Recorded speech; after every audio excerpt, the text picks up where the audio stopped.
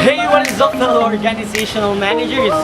Today in our vlog, we're going to talk about a topic called organization culture. But first, before we proceed to the video, I would like you guys to subscribe to the channel and leave a like. And with that, let's proceed to the video. And I can't stop thinking of you, walking on the lonely avenue. Are you, are you, are you? My love so wild, please give me a sign. My love so wild, please give me, baby. My love so wild, please give me a sign. My love so wild, please give me a sign. So today, we're going to be interviewing one of the most prominent people in the education spectrum of the society today that works in DepEd here in Leyte. He is a magna cum laude and has been awarded as the most outstanding DepEd superintendent representative of Region 8, which is Dr. Ronelo of Firmo. But before that, let's meet up with our two other fellow interviewers. What are you waiting for? Let's go!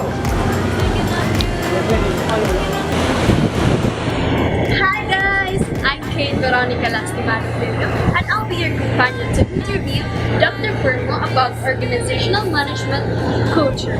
Before we start, we have a question from Ken Ong, and his question is, what is organizational culture? So classmate, organizational culture is characterized as a hidden convictions, suppositions, qualities, and methods for collaborating. Other than that, organizational culture incorporates an associations, desires, encounters, theory, just as the qualities that guide part conduct and is communicated. In part, mental, self-portrait, inward activities, connections with the outside world, and future desires.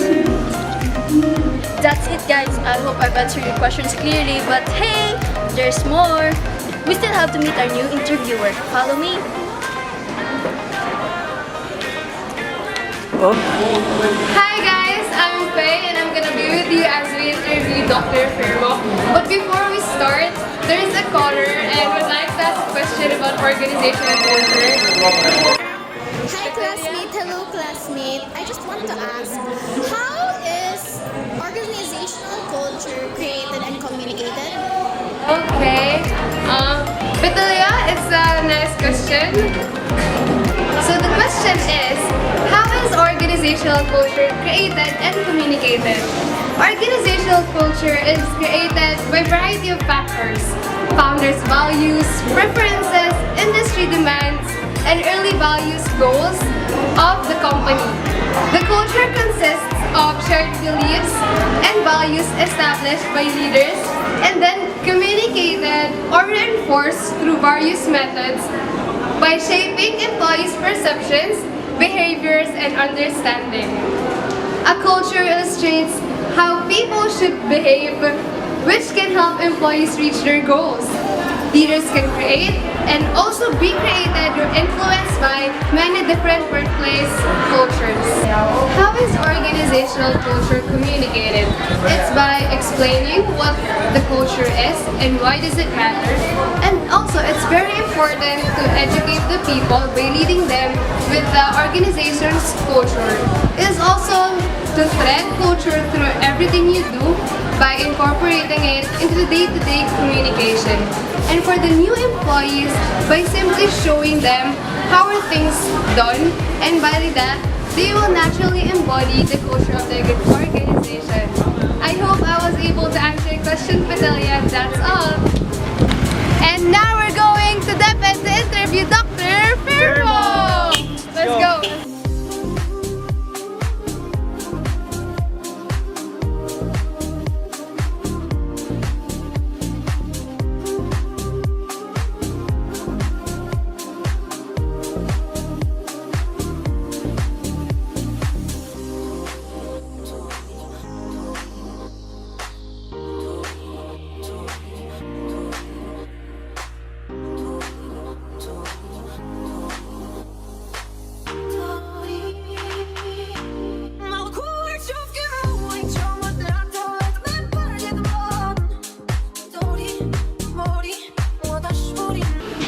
So guys, we're now inside the building.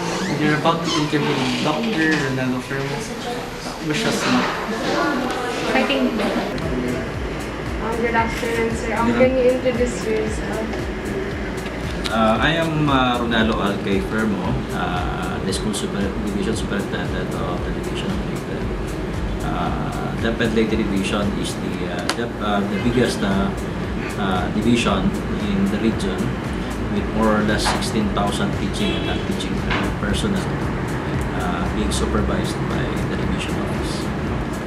Also, sir, we would like to congratulate you for being a nominee for the 2019 Gawad Career Executive Service Award.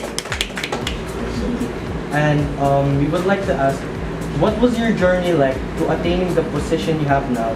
And how is it like being the superintendent in Leyte for so many years? For my journey, I'm not really an educator.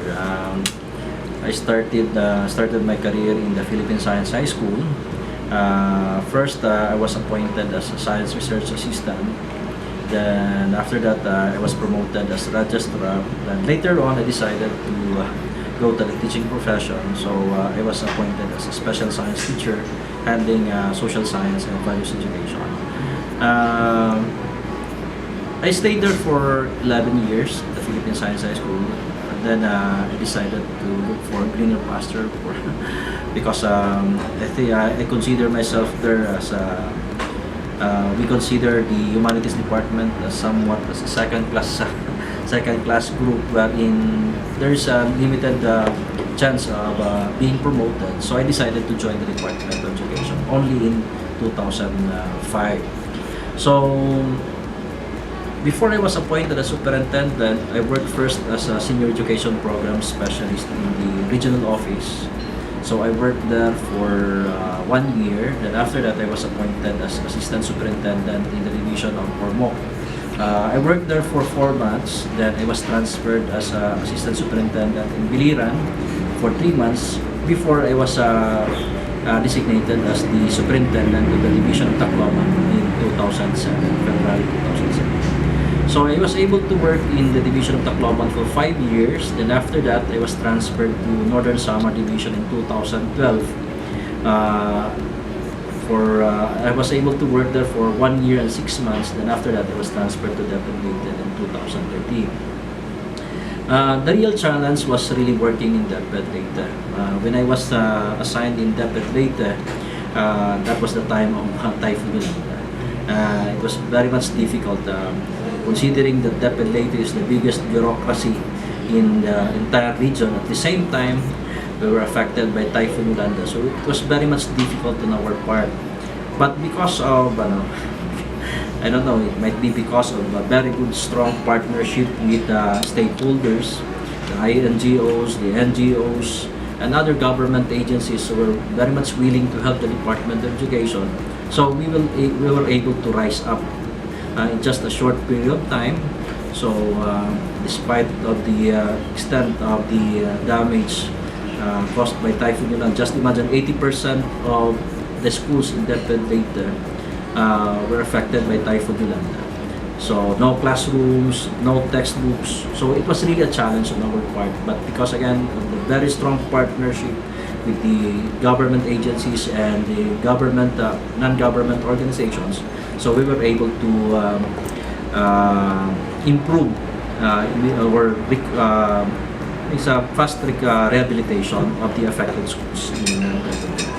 So in just a span of 2 months, we were already able to restore or to have our regular classes. So from November, after 2 weeks, we were able to conduct our classes. This is what we call as education in emergencies, wherein students were just given modules. These are usually modules being given in times of emergency. This is what we call as EIA. But we were able to have our regular classes in the month of January, 2 months after July. Now, regarding the Gawad SES, this is my journey regarding the Gawad SES. When Director Itico was appointed as this regional director of DepEd Region A, he came up with a project called Project Lead. lead, empower, and achieve through data-driven decisions. That in coming up with your programs and projects, it must always be based on data. So it must always be based on data. That's why after coming up with the project lead, the director requested all the division officers to come up with its own banner project aligned to the project lead. So we were able to come up with the project seedling. Now, the project seedling has 7 areas. Yeah? You can see the 7 areas of the project seedling. We have the continuous improvement, the curriculum, the school-based management. So there are 7 areas. So for every area, there is what we call as a specific project, which will try to address the problem for every area concerned with the project seedling. So some of the accomplishments of the division office based on the implementation of the project seedling. Number 1, we were able to came up with a very good system in hiring and promotion.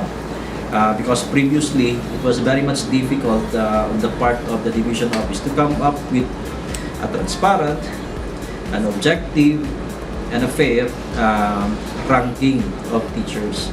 So that's the reason why is it that we come up with the open ranking system, and later on it was named as New Doors, wherein teachers or teacher applicants who would like to join in the ranking in DepEd can immediately get the result. In fact, during the implementation of the New Doors, right there and then, the applicant will know his or her total score and his or her rank within the district or within the municipality or within the province. So this is what we call as the New Doors. Aside from that, we have also some improvement when it comes to performance, especially with the implementation of the contextualization of instructional materials, because as we all know, we lack instructional materials in our public schools, big books. So we also came up with manuals. So these are just some of our accomplishments. Now, the basis of the project seedling were the performance indicators, because DepEd is coming up with a system. They were able to come up with a system wherein we can easily identify the indicators of the different schools. Number 1, indicators on dropout. So dropout. So do you know what is a dropout? So these are students who are dropping out from school. They are no longer returning to the school. The participation rate, the completion rate. So these are the key performance indicators that have been used as the basis in coming up the project seedling. So ito ang basis. So from the indicators, then we came up with the project seedling. Then from the project seedling, we identified the 7 areas. Then for every area, there is a specific project. Anyway, you can see the project. Anyway, we have displayed. So it would be better if we can check the project seedling. So it is called strategic empowerment educators in the delivery of learning instruction through needs-based. Diba? The project seedling is an offshoot of the project lead. Lead, empower, achieve through data-driven decision. That's why our project here is also based on the actual lead, because it is also database. So what are the 7 areas, focal areas? We have the curriculum implementation, the human resource management, we have the continuous improvement, human resource development, school-based management, monitoring and evaluation, and technical assistance. Now, here you can observe that for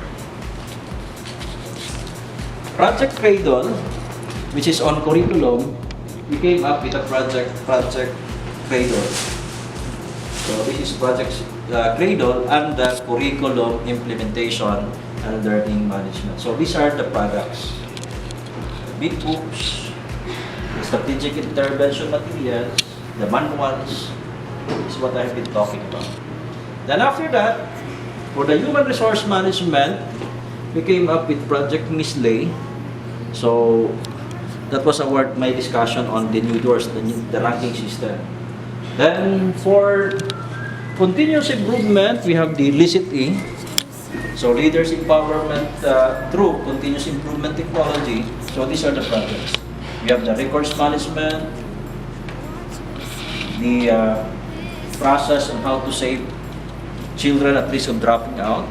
Then after that, we came up with the human resource development. We have the project schemes, the synchronized comprehensive enhanced monitoring and evaluation system. So this is for the monitoring and evaluation system. So this is called project scheme. Then for the school-based management, we have the school-based management with So Good SPM. Then for technical assistance, we have the project edit and the targets. So these are the 7 areas. Sir, on the topic of organization, I am very amazed by all your accomplishments as a superintendent. I would like to ask about also your organization as a culture. How was it like to manage all these kinds of people, different kinds of attitudes, and has it been a tough task? It is very much important that you should know the actual need of your client, and you should also try to check on whether the division, your organization, is providing quality service to its client. So it's a two-way process. Number one, you should know what are the needs of your clients, and at the same time, you should know whether your organization is providing quality service. So we must meet in the field. So what I did is that I asked the field what are their needs. Then after getting their needs, then we assess on whether we are really providing quality service to our client team. So if there is a need for us to provide, then we have to come up with innovations. So for example, the notice of step increment. So before, teachers will have to go to the division office to file their claim for step increment. Then after that, they will again go back to the division office to file for salary adjustment. Then after that, they will again go back to the division office for salary differential. So 3 times that they will go to the division office for an increase of 200 pesos. So what we did, we come up with a solution. So instead of going to the division office, NOSI now is automatic. So no need to go to the division office. So if you are qualified for NOSI, immediately our person in office will come up with a notice of step increment, and we will immediately recommend for that adjustment in their salary.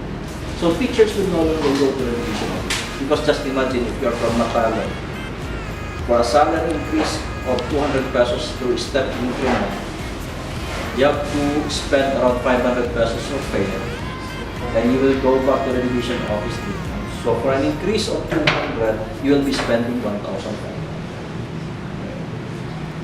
And also, can you describe the organizational culture here in DepEd? Is it a strong or a weak culture?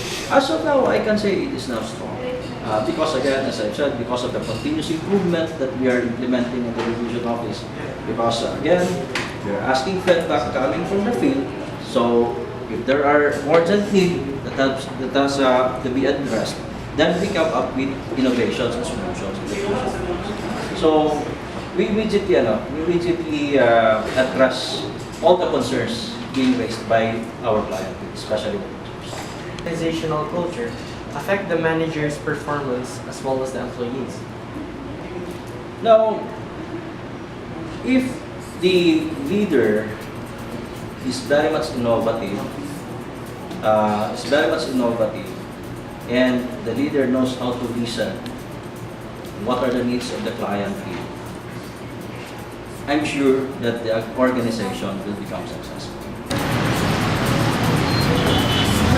So guys, we have just finished interviewing Dr. Ronelo Firmo. It's been such an honor having to interview him, right guys? Yes! Yeah, it's been very fun. We learned a lot of things about organization culture and how to be a good manager in the future. And for more videos like these, Make sure to subscribe! And don't forget to hit the like button. And- Wow!